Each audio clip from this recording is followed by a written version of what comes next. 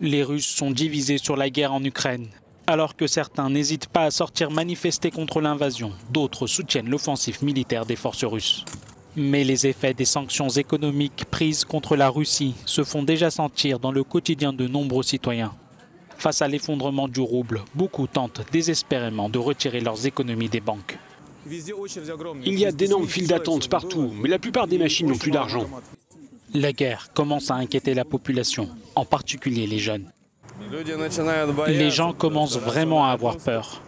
Une fois que Vladimir Poutine a fait le premier pas, qui sait s'il ne va pas développer une psychose et appuyer sur un bouton? Bien sûr, on ne soutient pas la guerre ni aucune agression, c'est toujours mauvais. Personne n'en sortira gagnant. Il y a aussi ceux qui sont contre la guerre, mais qui disent comprendre la politique de Moscou. Notre gouvernement a été contraint d'agir.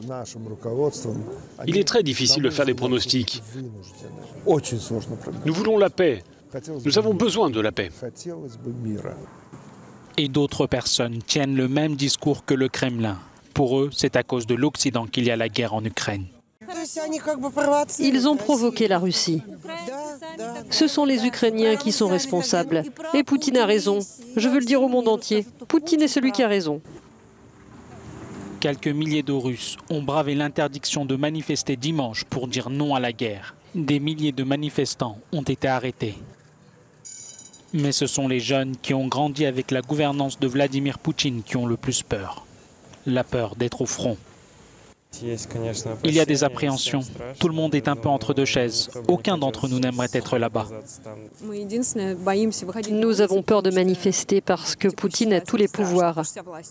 La seule chose que nous pouvons faire, c'est de nous exprimer et nous sommes contre cette guerre.